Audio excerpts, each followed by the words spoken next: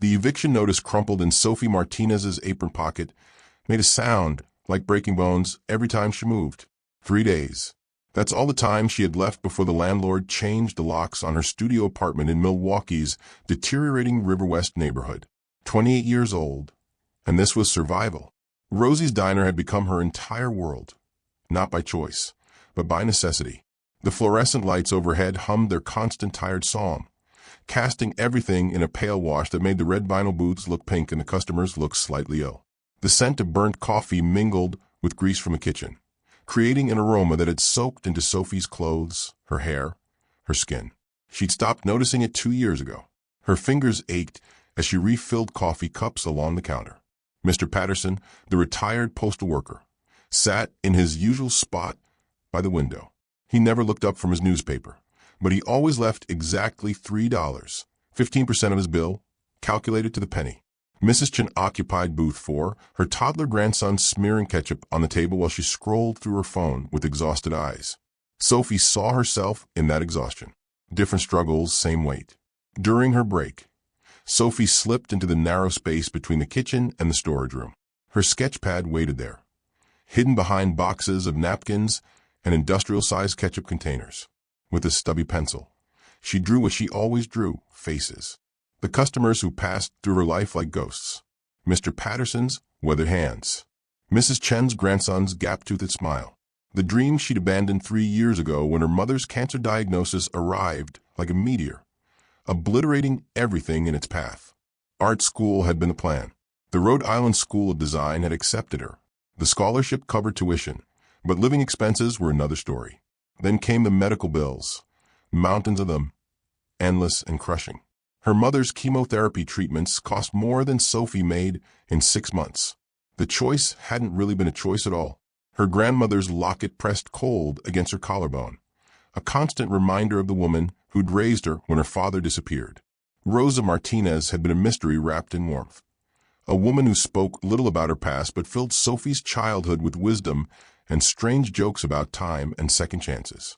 The locket was antique, possibly valuable, but Sophie could never bring herself to sell it, even when the electricity bill went unpaid.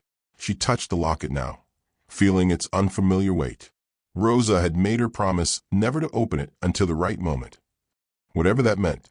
5 years after her grandmother's death, Sophie still hadn't found the courage. The kitchen bell rang, sharp and demanding. Break over. Sophie tucked her sketch pad away and returned to the floor, where the coffee was always burning and the tips were never enough. But tonight would be different. Tonight, a man in a $1,000 suit would walk through that door, and Sophie's entire world would crack open like an egg, spilling secrets 30 years in the making. The sleek black town car that pulled up outside Rosie's Diner didn't belong. It gleamed under the streetlights like a spaceship that had mistaken Milwaukee's east side for its landing coordinates. Sophie noticed it through the grease-streaked window, watched it idle for a full minute before the rear door finally opened. The man who emerged wore wealth like second skin. His charcoal suit probably cost more than Sophie's yearly rent, the kind of tailoring that whispered rather than shouted. Silver hair swept back from a face that belonged on the cover of Forbes, not in a diner where the daily special was meatloaf and the coffee tasted like regret. Victor Ashford. Sophie recognized him from the business magazines that customers occasionally left behind, their pages sticky with syrup. Real estate mogul, tech investor, the kind of billionaire whose signature moved markets and destroyed competitors. His empire stretched from Chicago to the coasts, built on glass towers and ruthless precision. But the man who walked through Rosie's door looked nothing like his magazine photographs. Something was profoundly wrong. Sophie saw it in the way his shoulders curved inward, as if he were collapsing from some invisible weight. His steps were careful, deliberate, like a man walking across ice he didn't trust. When he removed his reading glasses with trembling fingers, she caught the hollow look in his eyes, the kind of emptiness that came from loss, not fatigue. The other diners noticed too. Mr. Patterson's newspaper lowered slowly. Mrs. Chen stopped mid-scroll, her mouth slightly open. Even the cook, Danny, poked his head through the kitchen window, spatula frozen in midair. The silence spread like spilled water. Victor chose the corner booth, the one furthest from the windows and the other customers. He slid into the worn vinyl seat and sat there, perfectly still, staring at nothing. His hands rested on the table, and Sophie noticed the tremor running through them, subtle but constant, like an engine that couldn't quite idle. Details accumulated in Sophie's trained eye. The wedding ring on his right hand instead of his left. The empty spot on his wrist where an expensive watch should have been. The skin there paler than the surrounding tan. A photograph tucked into his breast pocket, its corner peeking out, creased and worn, as if it had been folded and unfolded 1,000 times. This was a man bleeding from wounds no one else could see. Sophie grabbed a coffee pot and her notepad, but her feet wouldn't move. Should she treat him differently? Defer to his obvious wealth and status? Or would that make everything worse? Her grandmother's voice echoed in her memory. Everyone who sits at a table is just hungry, Mija. Rich or poor, they all need the same thing, to be seen as human. She approached with her practiced waitress smile, the one that had earned her the best tips and the most regular customers. Warm, but professional. Present, but not intrusive. Evening, sir. What can I get you? He didn't look up. His voice came out rough, like he hadn't used it in days. Just coffee. Black. Sophie poured, watching the steam rise between them. The silence stretched too long, became uncomfortable. She recognized the signs. This man didn't want conversation. He wanted to disappear into his corner booth and nurse whatever grief had brought him to a place like this. But Sophie had learned something in 3 years of serving the desperate and the lonely. Sometimes the kindest thing you could do was refuse to let someone sing alone.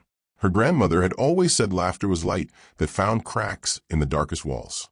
Sophie had a joke, one of Rose's favorites, saved for moments like this.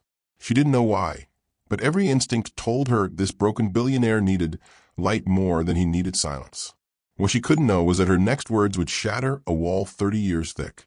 Sophie set the coffee cup down gently, the porcelain clicking against the formica table.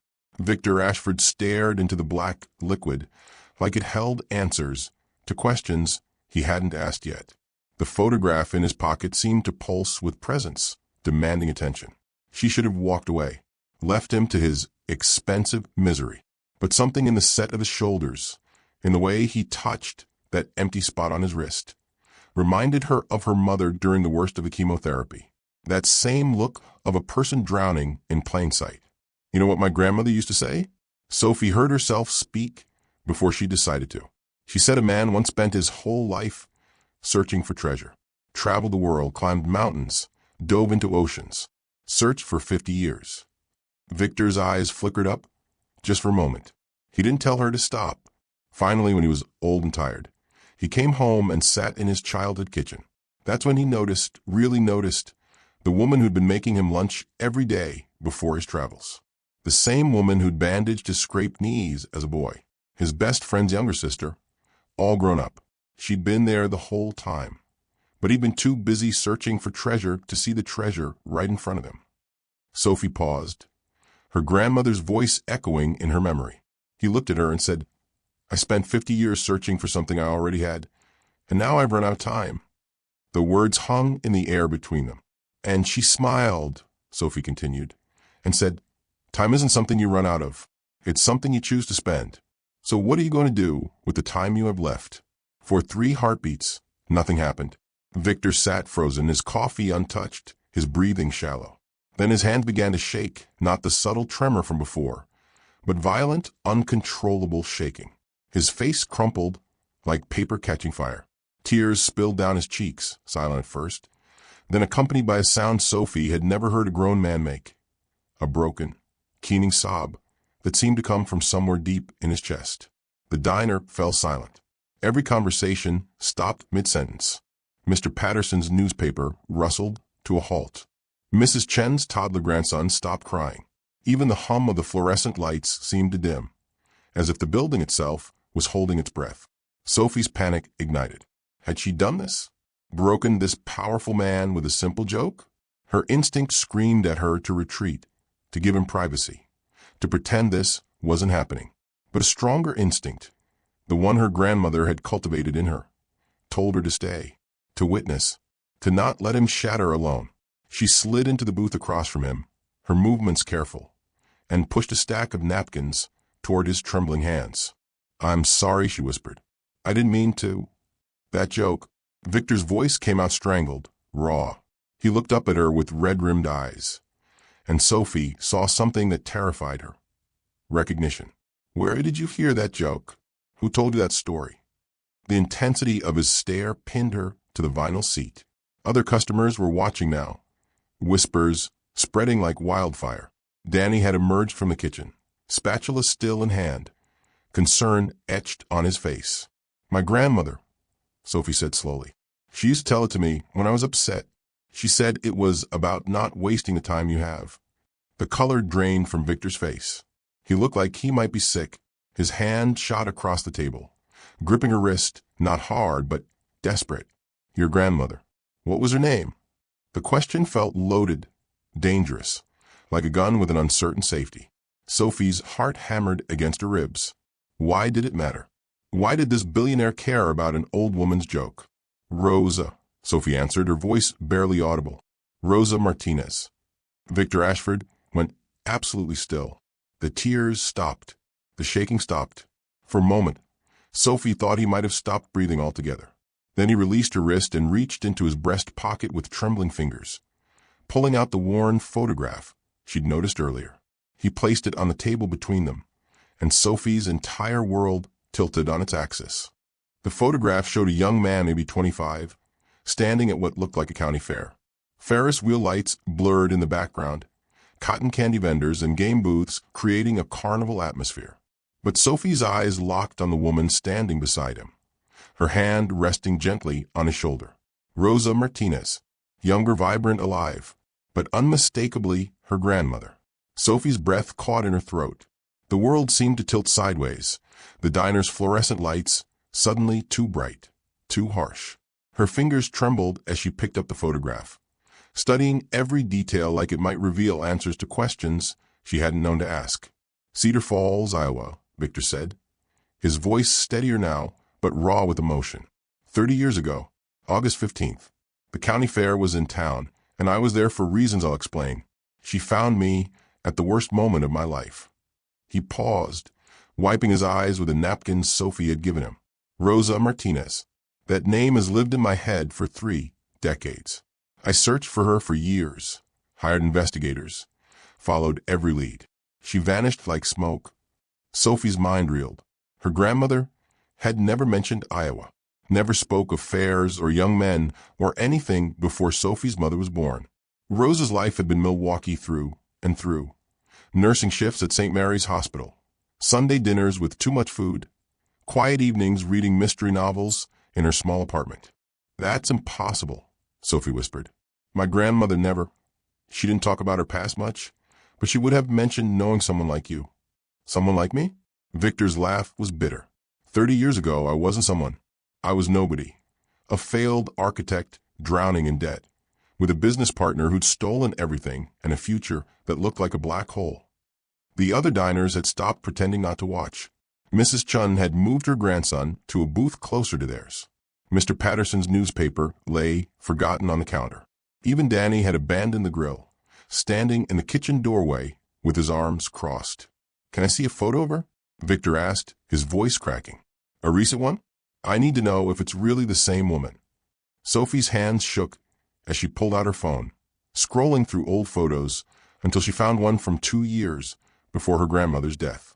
Rosa at 73, sitting in her garden, silver hair pulled back, reading glasses perched on her nose. The smile was the same, warm, knowing, like she carried secrets the universe had whispered to her alone. She turned the phone toward Victor. His reaction was immediate and visceral. More tears, but different this time, not the broken sobs from before, but something closer to relief, mixed with grief. He reached toward the phone with trembling fingers but stopped short of touching it, as if the image might disappear if he made contact. "That's her," he breathed. "God, that's her. The eyes, the way she smiles like she knows something you don't. That's the woman who saved my life." The diner felt smaller suddenly, the walls pressing in. Sophie's grandmother, quiet, simple Rosa, who'd raised her on mac and cheese and library books, had somehow intersected with this billionaire's life 3 decades ago, had saved him, according to his own words. and had never mentioned it once. Why? What had happened between them that required such complete silence? I don't understand, Sophie said, her voice barely above a whisper. She died 5 years ago. Alzheimer's took most of her memories toward the end, but she never once mentioned you or Cedar Falls or anything like this. Why would she keep that secret? Victor stared at the photograph of young Rosa at the fair, his finger tracing the edge without touching it. I've asked myself that question for 30 years. Why did she disappear? Why couldn't I find her? I built an empire partly because of what she told me that night, but I could never thank her, never tell her what her words meant. The locket around Sophie's neck suddenly felt heavier, warmer against her skin. Her grandmother's voice echoed in memory. Don't open it until the right moment, Mija. You'll know when that is. Was this the moment? Was this impossible connection the key her grandmother had been waiting for her to find? What happened that night? Sophie asked, the question feeling like standing at the edge of a cliff. What did she do that saved your life? Victor looked up, and in his eyes, Sophie saw 30 years of gratitude, regret, and unanswered questions. The story he was about to tell would crack open everything she thought she knew about the woman who'd raised her. But first, he needed to explain why he'd come to this diner tonight, why he'd been sitting in that corner booth with trembling hands and a heart that felt like shattered glass. Victor's hand steadied as he began to speak, his voice dropping low enough that Sophie had to lean forward to hear. The diner had become an audience, but he spoke only to her, as if the rest of the world had faded away. 30 years ago, I wasn't Victor Ashford the billionaire. I was Victor Ashford the failure. 26 years old, drowning in debt, with an architecture firm that had just collapsed because my business partner embezzled everything. My designs, my money, my reputation. Gone. I'd spent 2 years building something I thought would last, and he destroyed it in 3 months.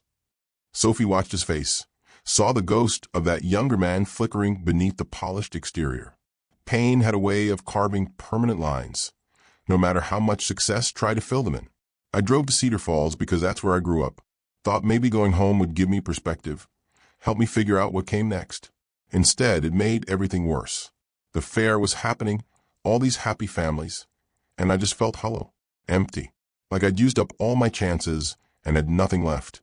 His voice cracked, and he paused to drink his now-cold coffee. Sophie waited, her heart hammering. She knew where this was going, could feel the shape of it, before he said the words. There's a bridge outside Cedar Falls. Old railroad bridge over the Raccoon River. I went there that night after the fair closed, stood in the middle and looked down at the water, thinking how easy it would be to just stop. Stop failing. Stop disappointing everyone. Just stop. Sophie's throat tightened. She'd seen this kind of pain before, in her mother's eyes during the worst of the cancer treatments, in the mirror on nights when the bills piled higher than her paycheck could reach. That's when Rosa found me, Victor continued, his voice softening. She was walking home from her shift at the county hospital. Took that route every night, she said. She saw me standing there, saw my hands on the railing. And she just knew. Didn't ask stupid questions or try to talk me down with platitudes. She walked onto that bridge, stood beside me and said, "Rough day." A ghost of a smile touched his lips at the memory. We talked for 3 hours.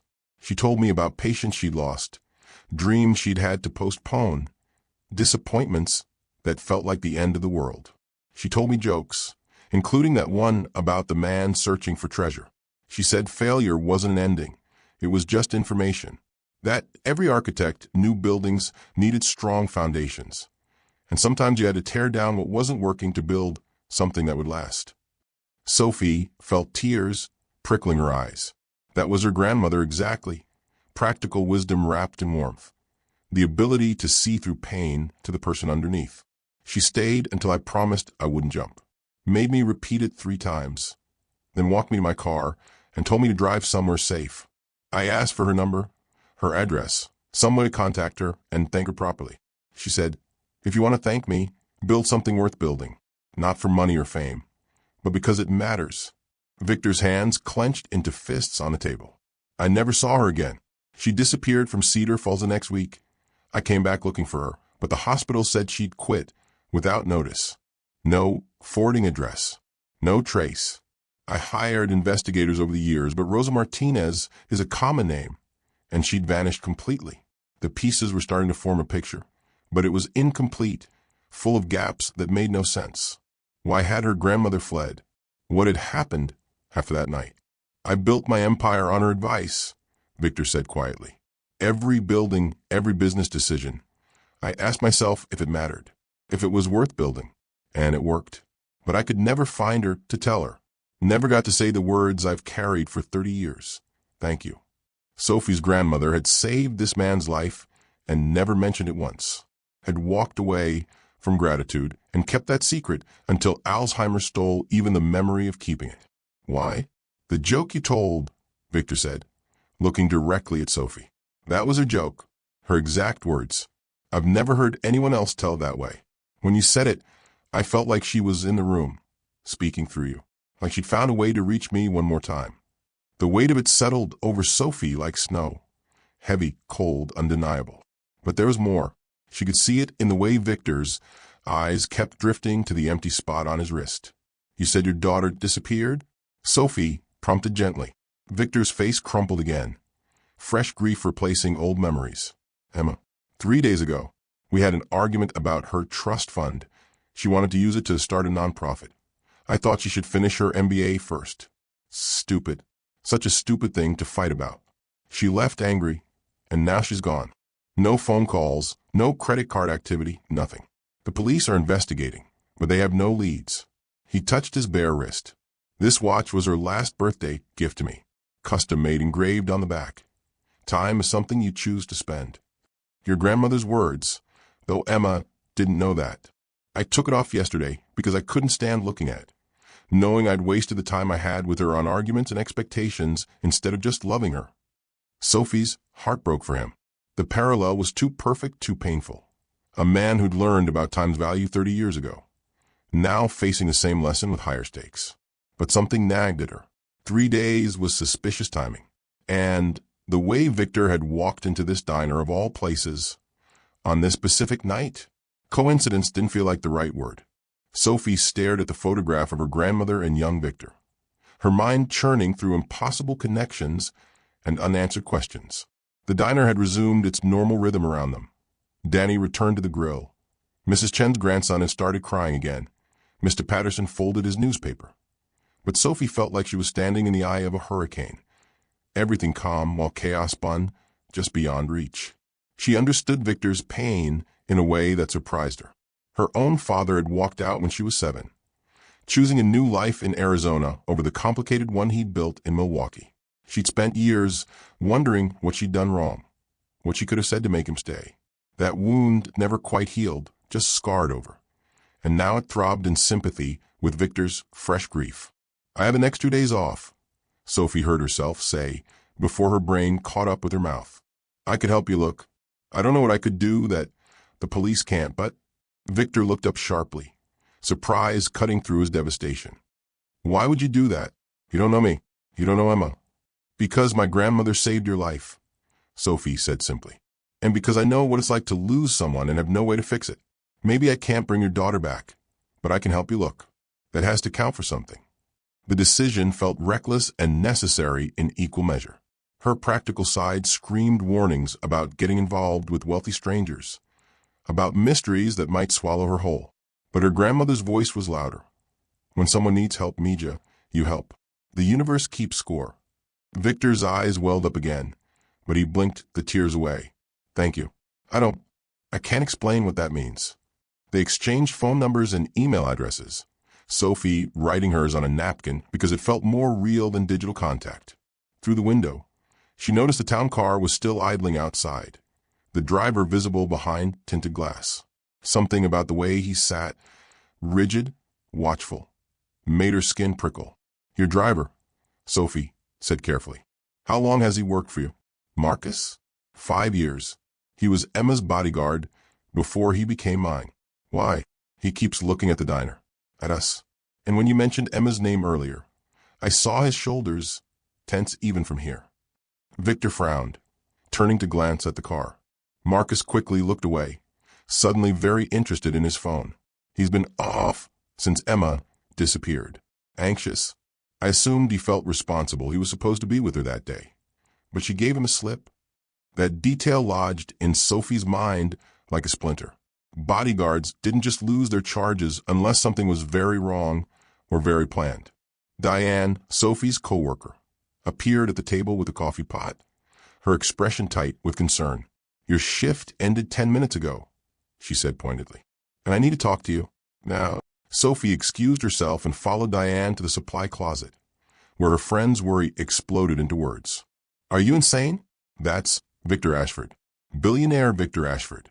Do you know what happens to normal people who get mixed up with people like that? Nothing good. They use you up and throw you away." "He knew my grandmother," Sophie protested. "There's a connection here, something important." "There's always a connection," Diane hissed. "That's how they hook you." "Please, Sophie, you've got enough problems without adding a missing billionaire's daughter to the list." But Sophie had already decided. Maybe it was stupid. Maybe Diane was right. But her grandmother had taught her that some doors only open once, and you had to be brave enough to walk through them. She left the diner 20 minutes later, Victor's promise to call her in the morning still echoing in her ears. The November air bit at her skin as she walked to her beat-up Honda in the parking lot, pulling her jacket tighter. Her mind was already spinning with questions. What had happened between Rosa and Victor? Why had Emma disappeared? What was Marcus hiding?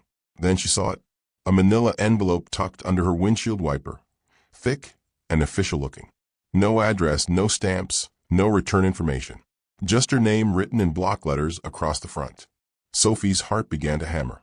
She looked around the parking lot, but it was empty except for a few employee cars and the distant hum of traffic. Whoever had left this was already gone. She opened it with trembling fingers. Inside were 2 items. A newspaper clipping, yellowed with age, dated 31 years ago. The headline read, "Castellano Pharmaceutical Heiress Vanishes. Family Fortune in Question." Below it, a grainy photograph showed a young woman at a charity gala, elegant in diamonds and silk. The woman was Rosa Martinez, but the caption identified her as Rosa Castellano, daughter of pharmaceutical magnate Antonio Castellano, heir to a billion-dollar empire. The second item was a photograph, newer, clearer, devastating. It showed a baby, maybe 6 months old, wrapped in a hospital blanket. On the back, in handwriting Sophie recognized as her grandmother's, were 3 words and a date: Emma Rosa Ashford, born May 3rd. The date was 9 months after Victor had met Rosa on that bridge in Cedar Falls. Sophie's legs went weak. She leaned against her car, the world spinning around her. Her grandmother hadn't just saved Victor's life.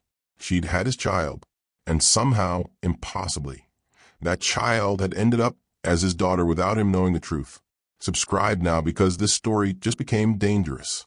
Sophie sat in her car for 20 minutes, engine running for heat, staring at the newspaper clipping until the words blurred. Rosa Castellano, pharmaceutical heiress. The photograph showed her grandmother at maybe 24, draped in an emerald gown that probably cost more than Sophie's car, diamonds glittering at her throat. She stood beside an older man with steel-gray hair and calculating eyes, Antonio Castellano. The caption identified him, her father, Sophie's great-grandfather. The charity gala had taken place in Cedar Falls, Iowa, 31 years ago, 1 year before Victor met Rosa on that bridge. Sophie's hands trembled as she pulled out her phone, typing frantically into the search bar. Castellano pharmaceutical scandal produced thousands of results. She scrolled through headlines, each one more damning than the last. Castellano empire collapses amid fraud allegations. Antonio Castellano under investigation for medical trial manipulation. Pharmaceutical magnates' fortune seized by federal authorities. The timeline painted a devastating picture. 28 years ago, the Castellano pharmaceutical empire had imploded spectacularly. Federal investigators discovered Antonio had been falsifying drug trial results, bribing FDA officials, and covering up deaths linked to experimental medications. The company collapsed within months. Antonio died of a heart attack during the trial. His fortune, estimated at over $2 billion, was seized, distributed to victims' families, swallowed by legal fees and government fines. And Rosa Castellano had vanished. Sophie found one more article, buried in the archives of a Cedar Falls newspaper. Castellano daughter missing, family attorney reports no contact. It was dated 28 years ago, just weeks after the scandal broke. Rosa had been pregnant at the time, according to unnamed sources. The baby's father was unknown. Sophie's mind reeled. Her grandmother had been a billionaire's daughter who'd walked away from everything, or been forced to walk away. The simple nurse who'd raised Sophie's mother, who'd lived in a modest apartment and clipped coupons, had once worn diamonds and attended galas. The photograph of baby Emma stared up at her from the passenger seat. Born 9 months after Victor and Rosa met on that bridge. The math was undeniable, but it created impossible questions. If Emma was Rosa's biological daughter, Victor's biological daughter, how had she ended up adopted by Victor years later without him knowing? Sophie's phone buzzed. A text from her mother. "You okay? You sound strange when you called earlier." She hadn't called earlier. Her finger hovered over the screen. Then she pressed dial. Her mother answered on the second ring. "Sophie? What's wrong?" "Mom, I need you to tell me the truth about Grandma Rosa." Sophie's voice shook. "Where did she come from? What happened before I was born?" Silence stretched, so long Sophie thought the call had dropped. Then her mother's voice came back, tight and scared. "What did you find?" "A newspaper clipping. Pictures. Was Grandma rich? Was she part of the Castellano family?" Her mother's sob cracked through the phone like breaking glass. "She made me promise never to talk about it. Made me swear on everything I loved that I'd keep her secrets buried. She's dead, Mom. The secrets don't protect anyone anymore. They're just hurting people. Please." Her mother's breathing was ragged, punctuated by quiet crying. When she finally spoke, the words tumbled out like water from a broken dam. She was Rosa Castellano. Yes, Antonio's daughter, heir to everything. But she ran away when the empire collapsed. She was pregnant, scared, and everyone wanted something from her. Lawyers, prosecutors, her father's enemies. She told me she gave the baby up for adoption because she couldn't protect her otherwise. Too many people watching, too many threats. Sophie's heart hammered. The baby. Was it a girl? Yes, a daughter. Rosa never told me the father's name, just that he was a good man who deserved better than the mess she'd brought into his life. She disappeared completely after the adoption, changed her name back to Martinez, her mother's maiden name. Started over as a nurse. Met my father a few years later, had me, and built a quiet life where no one would find her. The pieces locked together with sickening clarity. Rosa had given up Emma to protect her from the Castellano scandal, had walked away from Victor to spare him the destruction that was coming, had buried her entire past and lived as someone else for 30 years. But someone knew. Someone had sent Sophie that envelope tonight, revealing secrets that had been buried for 3 decades.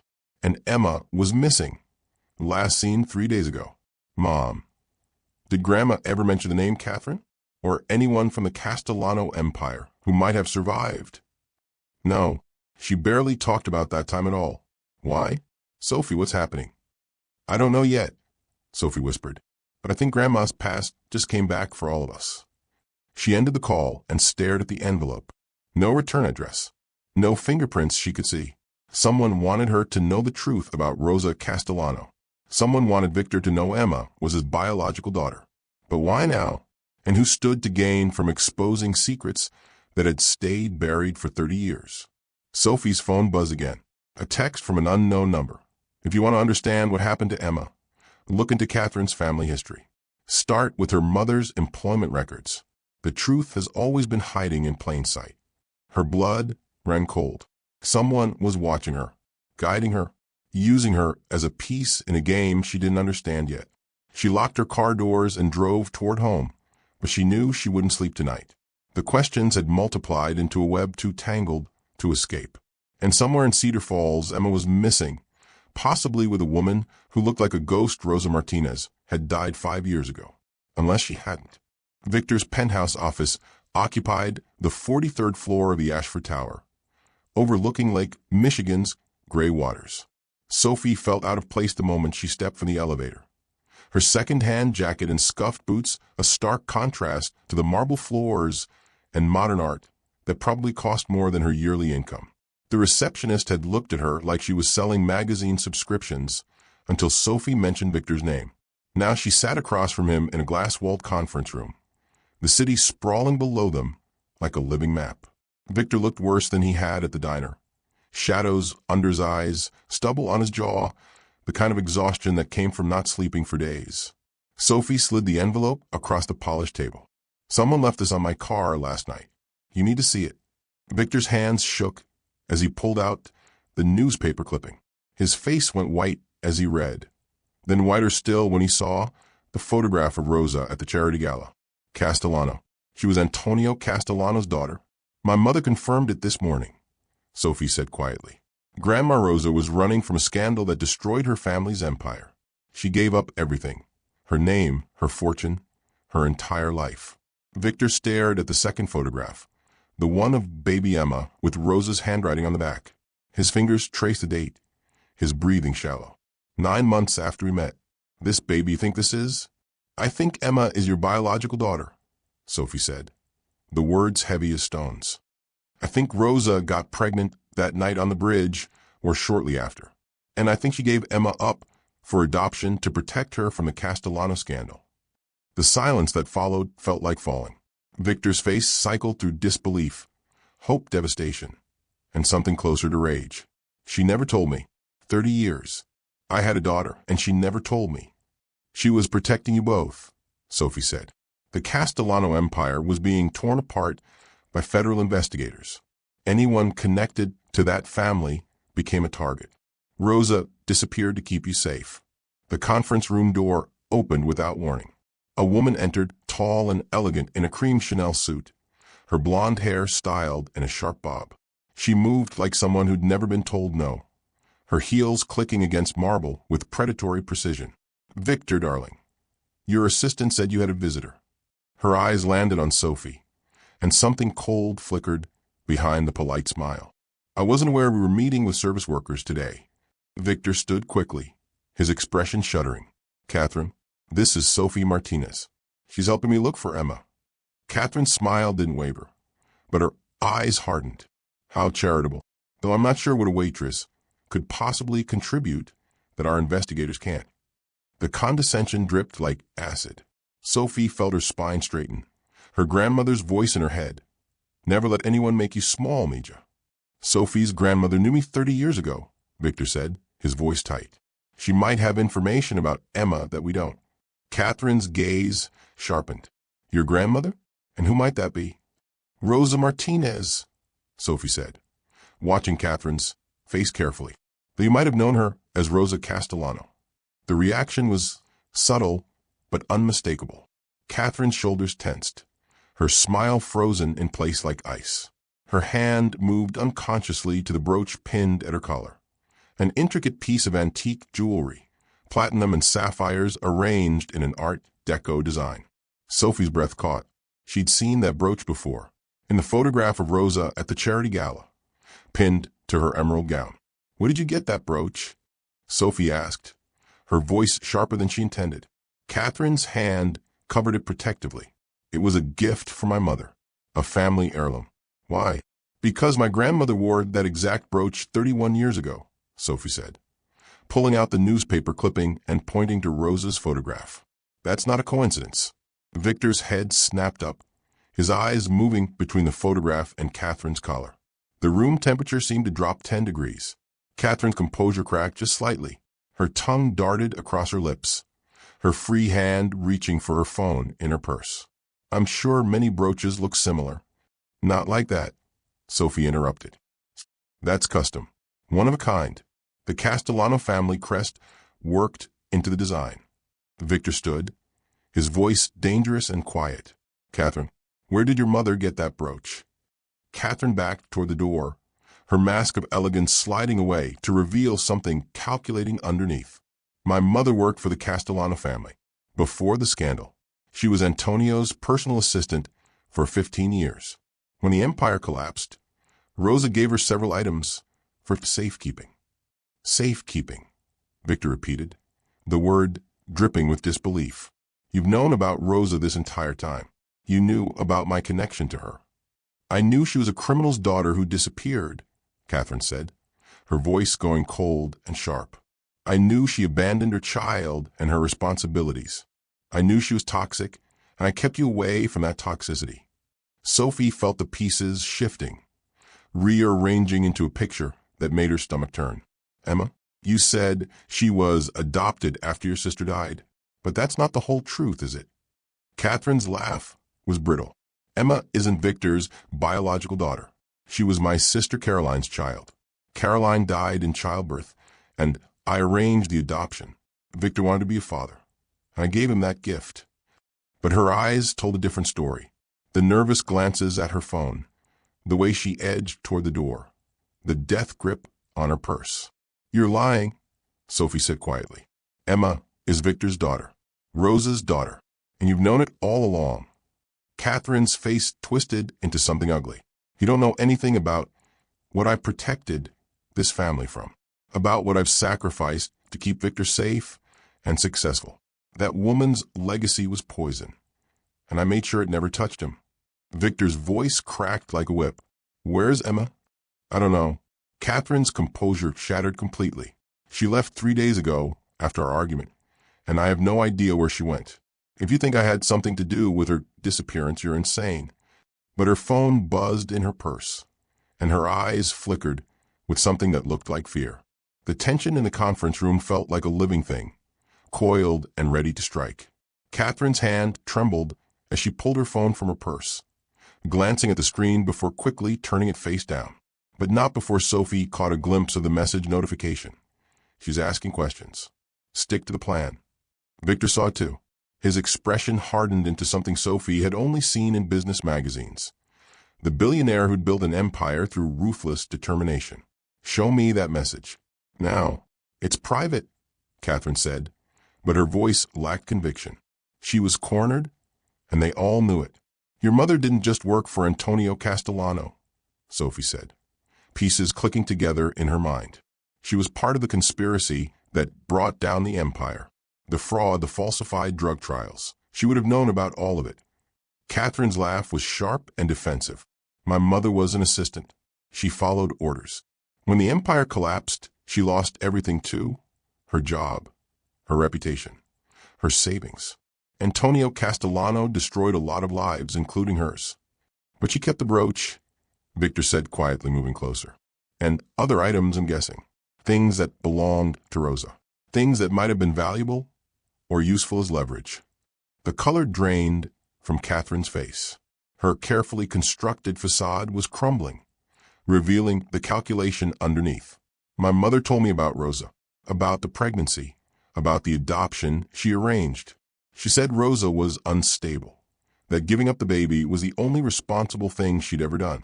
When I met you, Victor, and you mentioned wanting children, I saw an opportunity. Emma needed a home, and you needed a purpose. I facilitated that. You manipulated me, Victor said, his voice dangerously soft. You used my desire for a family to give you access to my wealth and status. You've been controlling this narrative for how many years? 17 years, Catherine said, her chin lifting defiantly. 17 years of giving you the family you wanted, building the life you needed. I protected you from Rosa's toxic legacy. I made sure Emma grew up stable and loved instead of being hunted by everyone who wanted a piece of the Castellano fortune. Sophie's mind raced. But Emma found out, didn't she? She discovered the truth about her biological parents. That's why you argued 3 days ago, not about her trust fund, but about her identity. Catherine's silence was confirmation enough. The conference room door burst open. Marcus, Victor's driver, stood there breathing hard, his phone clutched in his hand. Sir, I have news. Emma's credit card was used 2 hours ago at a hotel in Cedar Falls, Iowa, the Riverside Inn. The name hit Sophie like electricity. Cedar Falls, the same town where Victor had met Rosa 30 years ago, the same place where her grandmother had vanished from society. Pull up the surveillance footage, Victor ordered, his CEO voice cutting through the chaos. Now, Marcus fumbled with his tablet, connecting it to the conference room's display screen. Grainy security footage flickered to life, showing the hotel lobby in black and white. The timestamp read 6:47 a.m. that morning. A young woman entered the frame, early 20s, dark hair pulled back, wearing jeans and a leather jacket. Emma. Sophie recognized her from the photograph Victor carried. She moved quickly, purposefully, checking in at the desk. But she wasn't alone. Behind her, partially obscured by the angle, stood another figure. A woman, late 50s, wearing a long coat and a scarf that covered most of her face. She hung back while Emma handled the check-in, her posture careful, protective. "Zoom in on the second woman," Victor said, his voice strained. Marcus adjusted the footage, enhancing the image. The woman turned slightly, just enough for the camera to catch her profile. The scarf slipped, revealing the edge of her jawline, the curve of her cheekbone. Sophie's heart stopped. The woman looked exactly like her grandmother. The same bone structure, the same way of holding herself. It wasn't possible. Rosa Martinez had died 5 years ago. Sophie had been at the funeral, had watched them lower the casket into the ground. But the resemblance was undeniable. "That's not possible," Sophie whispered. "She's dead. I saw her die." But even as she said it, doubt crept in.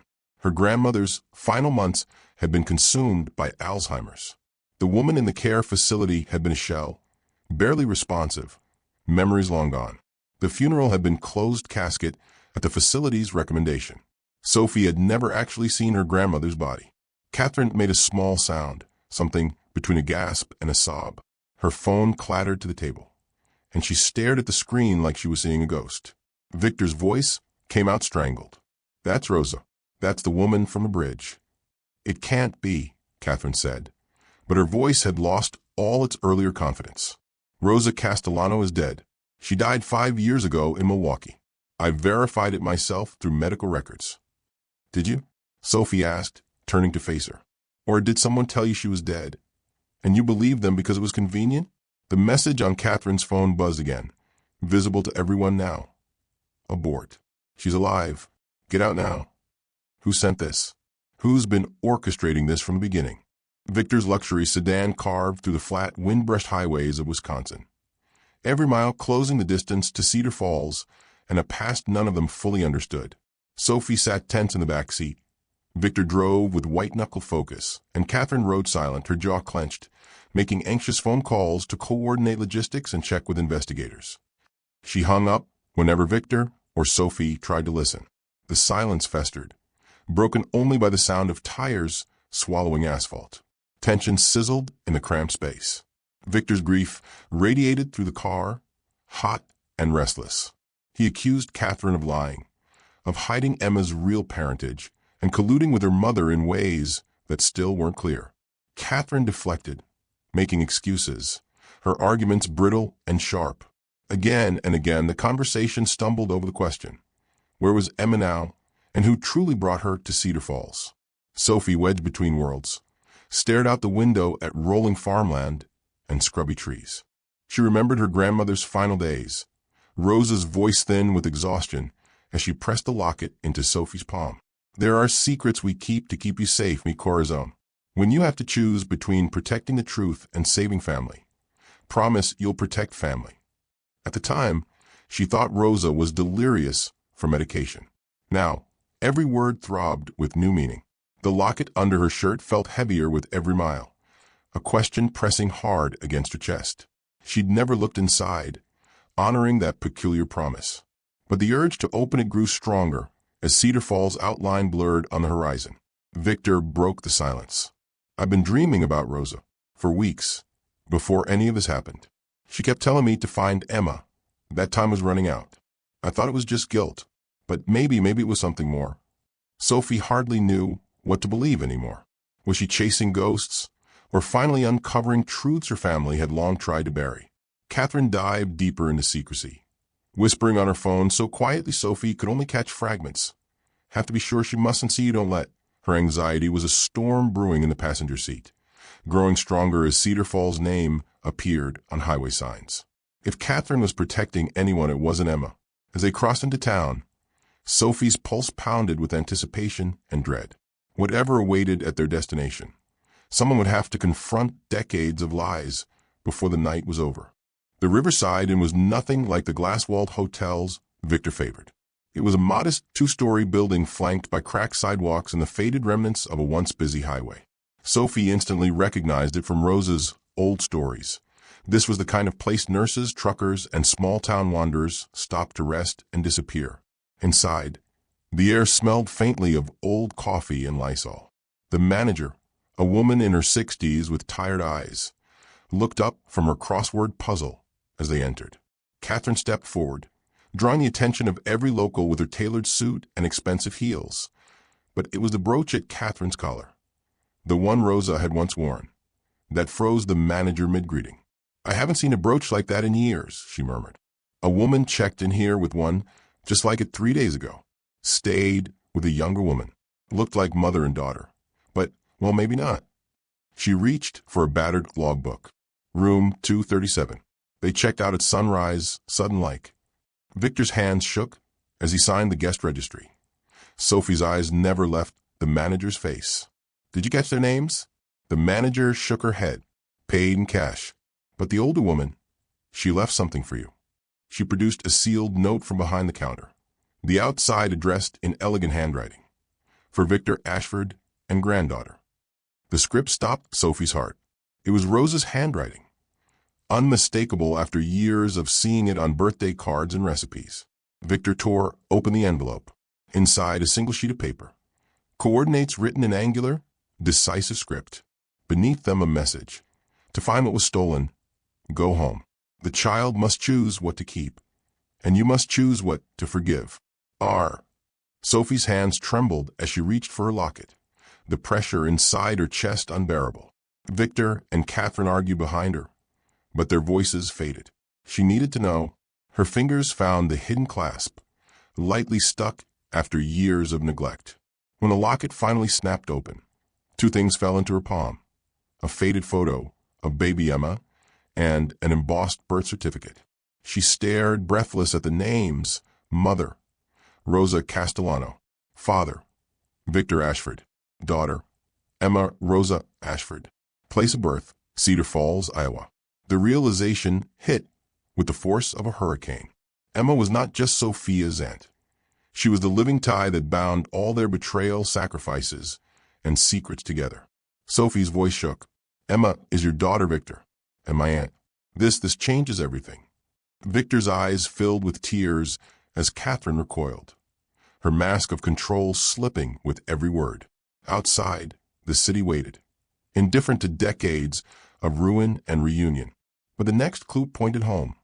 The abandoned Castellano estate, miles outside Cedar Falls, a place no living member of any family had admitted visiting in almost 30 years. The Castellano mansion loomed like a memory at the end of a gravel drive choked with thistles and neglect. What had once been a Midwest palace, 3 stories of gold leaf ceilings and marble floors, was now reduced to peeling paint, shattered windows, and the rustle of raccoons or ghosts through the empty halls. Yet someone had been here recently. Fresh tire tracks, curtains drawn tight in the caretaker's cottage, a faint glow behind cracked panes. Victor, Sophie, and Catherine approached the small house with pounding hearts. Victor called Emma's name, receiving only silence in answer. A shadow moved behind the curtain. Then the door creaked open. Emma stood there, pale, exhausted, but unharmed. Her eyes widened at the sight of Sophie and Victor. "Dad, Sophie, Before she could finish, another woman appeared behind her, a stately figure with silver hair and fierce eyes. The resemblance to Rosa was striking, but older, more guarded. "My name is Clara Castellano," she said, her voice carrying the weight of every sorrow and secret Sophie's family had spent decades burying. "Rosa was my sister. She didn't die 5 years ago. She had to disappear after discovering the truth about Catherine's mother, about what she did to Rosa, to the Castellano company, to all of us." Emma burst into tears, letting Sophie and Victor pull her into a shaky embrace. "She never stopped watching over me," she sobbed. "Grandma Rosa was always near, sending letters, checking on me. She said one day the truth would finally catch up with the lies." Clara nodded. "It was Catherine's mother who orchestrated the scandal that destroyed our family. She funneled evidence to regulators, stole from the company, fed rumors to reporters.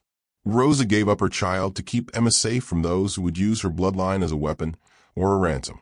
She watched from distance, hoping one day the truth would set her free. But when she saw Catherine sniffing around the past, she knew we were running out of time. All the agony, betrayal, and heartbreak were laid bare in the airless cottage. The child given away to save her from a vengeful world. The empire shattered by decades-old greed, and the descendants forced to pay the price for sins that were never theirs.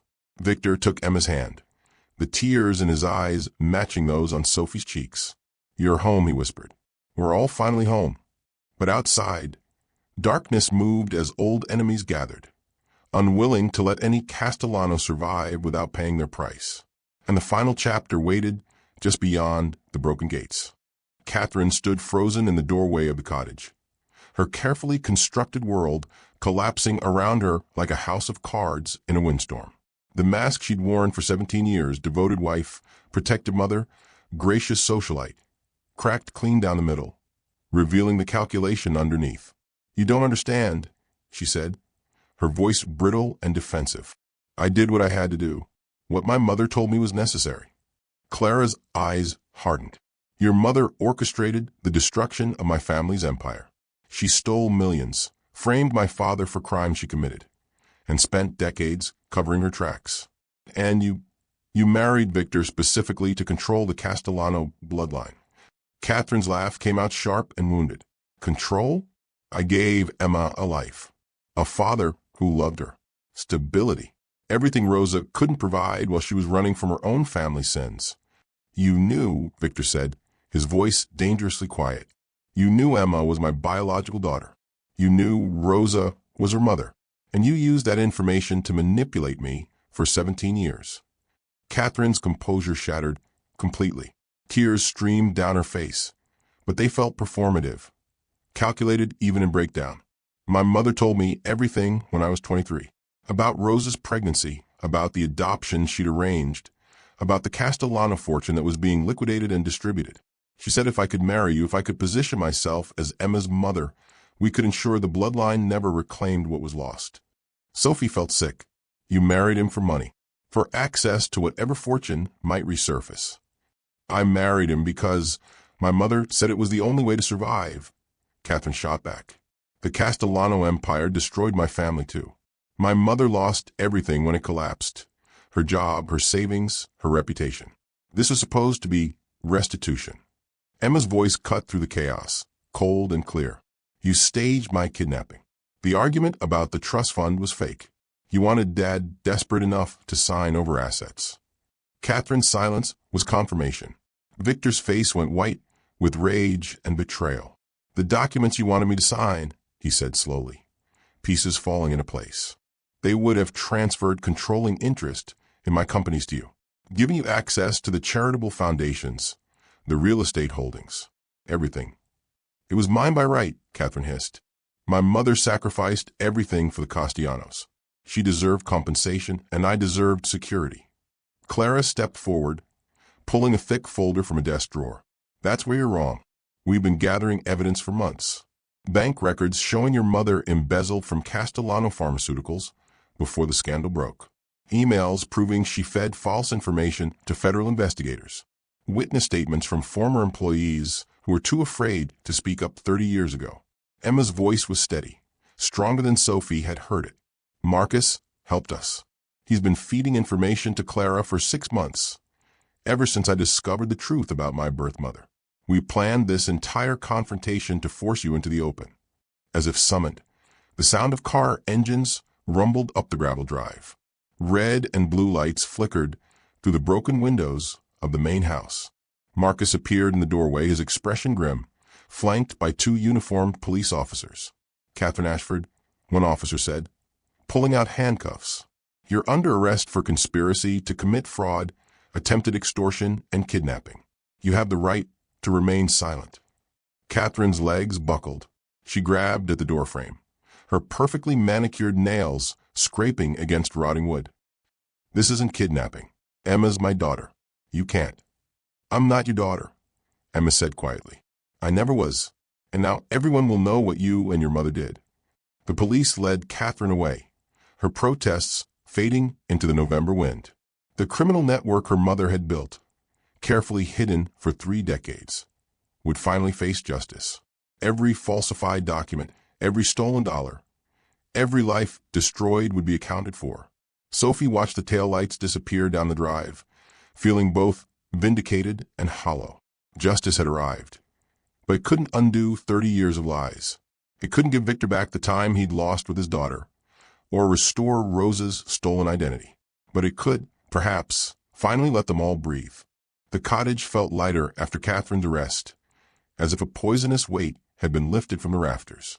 Clara made tea while Emma, Sophie, and Victor sat in stunned silence, processing the wreckage of the last few days. Marcus stood guard outside, finally able to drop his pretense of loyalty to Catherine. Clara set the teacups down gently. There's something else you need to know. Rosa isn't dead. Sophie's heart stopped. What?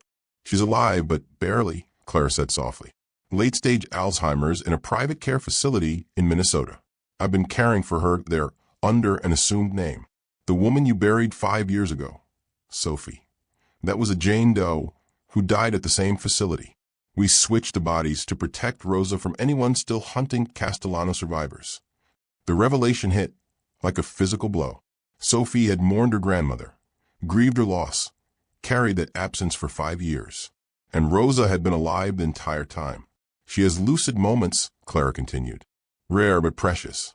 She spent years preparing for this, writing down everything she remembered about Catherine's mother, about the adoption, about you, Victor. She wanted the truth to come out before she forgot it all completely. Victor's voice broke. Can I see her? That's why we brought you here, Clara said. Rosa's final wish was to see you one more time, to know Emma was safe, and that you finally understood what she sacrificed. The joke Sophie had told at the diner, Rosa's signature story about the man searching for treasure, suddenly made perfect sense. Clara had been watching Sophie, waiting for the right moment to trigger Victor's memory and set this entire plan in motion. You orchestrated all of this, Sophie said, looking at her great-aunt with new understanding. Clara nodded. Emma found me 6 months ago, searching for answers about her birth mother. We realized Catherine was planning something dangerous, so we planned our own countermove, using the one connection we knew would bring Victor to Cedar Falls. You, Sophie, Rosa's granddaughter, carrying her wisdom without knowing it. Emma reached across the table, taking Sophie's hand. Aunt and niece, connected by blood they'd never known they shared. I'm sorry I couldn't tell you earlier, but we had to be sure Catherine would expose herself completely. 3 days later, Sophie and Victor stood in a sun-filled room at the Meadowbrook Care Facility in St. Paul, Minnesota. Rosa sat by the window, silver hair catching the light, her eyes distant and unfocused. She looked smaller than Sophie remembered, fragile in a way that broke her heart. Grandma, Sophie whispered, kneeling beside her chair. It's me. It's Sophie. For a long moment, nothing. Then Rosa's eyes cleared, just slightly, and her hand reached up to touch Sophie's face. Mi corazón. You opened the locket. Tears streamed down Sophie's cheeks. I did. I found everything. Emma's safe. The truth came out just like you wanted. Rosa's gaze shifted to Victor, standing uncertain in the doorway. Recognition flickered across her face. Faint but real. The bridge, she whispered. You built something beautiful. Victor crossed the room, falling to his knees beside her chair. Because of you, everything I built was because you gave me hope when I had none left. Rosa's trembling hand found his. Now build it right. Not for money, for love. The moment lasted only seconds before the fog returned to Rosa's eyes, the lucidity fading like morning mist. But it was enough. 30 years of unanswered questions, resolved in a handful of whispered words. Sophie realized, watching her grandmother slip back into the gentle confusion of her illness, that the Castellano fortune didn't matter. The real inheritance was this: the connection between people who chose to save each other, across decades and despite impossible odds. Family wasn't about blood or money. It was about showing up when it mattered most. The gallery in Milwaukee's Third Ward buzzed with opening night energy. Champagne glasses clinking, murmured conversations about composition and light. the kind of crowd Sophie had once only dreamed of attracting. But tonight, her paintings lined the white walls, each one telling a piece of the story that had transformed her life. She stood beside her centerpiece work, Rosie's Diner at Twilight. The painting captured the fluorescent-lit interior with hyper-realistic detail. The cracked vinyl booths, the coffee stain counter, Mr. Patterson's abandoned newspaper. But in the window's reflection, barely visible unless you looked closely, was the ghostly figure of an older woman watching over it all. Rosa, eternal and protective. Emma appeared at her elbow, wearing a dress that probably cost more than Sophie's old monthly rent. It's beautiful. She would have loved this. They'd become inseparable over the past 6 months. Sunday dinners, late-night phone calls, the kind of relationship Sophie had always wanted with family but never quite found. Emma had insisted on being called Aunt Em even though she was only 6 years older, which made them both laugh every time. Victor approached with Clara and Marcus, all three dressed for the occasion. Victor had changed in subtle ways, softer around the edges, quicker to smile, less interested in business magazines and more interested in the people around him. "Your grandmother would be proud," he said quietly, studying the painting. "Not just of the art, but of who you've become." The Rosa Castellano Foundation had launched 3 months ago, funded by the recovered pharmaceutical assets and Victor's personal contribution. It focused on mental health services and suicide prevention, with a special emphasis on helping people in crisis find hope. Victor had thrown himself into the work with the same intensity he'd once reserved for real estate deals. Sophie had enrolled at the Milwaukee Institute of Art and Design on a full scholarship, funded anonymously, though she knew exactly who'd arranged it. Her eviction notice was a distant memory. Her mother's medical bills paid in full. The weight she'd carried for years had finally lifted. "Have you been to see her this week?" Emma asked softly. Sophie nodded. "Yesterday. She didn't recognize me, but I read her the reviews from the exhibition preview. I think she smiled." They visited Rosa every Sunday, the whole makeshift family, Sophie, Emma, Victor, Clara. Sometimes Rosa had lucid moments. More often, she drifted in gentle confusion, living in memories they could never fully access. But they came anyway, reading her journals aloud, sharing stories, making sure she knew she wasn't alone. The locket Sophie wore had been redesigned, still Rosa's original antique case, but now containing photos of the reunited family. Victor and Emma laughing at a foundation event. Sophie and Clara baking in Rosa's old recipes. Marcus teaching Emma self-defense moves in the dojo. As the gallery crowd swirled around them, Sophie caught Victor staring at the painting with an expression she couldn't quite read. "What are you thinking?" she asked. "That I spent 30 years chasing success, and it took a waitress's joke to show me what actually mattered." He turned to face her. "Wealth means nothing without truth. Power means nothing without connection. I built an empire, but Rosa taught me how to build a life." Emma slipped her arms around both of them. "We're all building it together now. One joke, one moment of kindness in a diner that smelled of burnt coffee and broken dreams. That's all it took to unravel 30 years of secrets and set in motion a chain of events that would heal wounds no one believed could be healed." Sophie visited Rosa every Sunday, reading from her grandmother's journals, pages filled with elegant handwriting documenting every sacrifice, every choice, every moment of watching Emma from afar. Rosa had given up everything to protect the people she loved, and in doing so, had created a legacy far more valuable than the Castellano fortune ever could have been. The locket rested warm against Sophie's collarbone as she sat beside Rosa's bed, turning the pages. Her grandmother's eyes were distant today, lost in whatever maze Alzheimer's had constructed. But Sophie read anyway, her voice steady and sure. "I gave her up because love sometimes means letting go." Sophie read from an entry dated 27 years ago. "But I never stopped watching, never stopped hoping that one day, the truth would set us all free.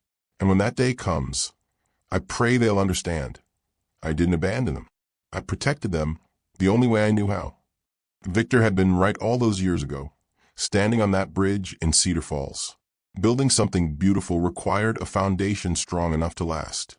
Rosa had given him that foundation, and he'd spent 3 decades constructing an empire on top of it.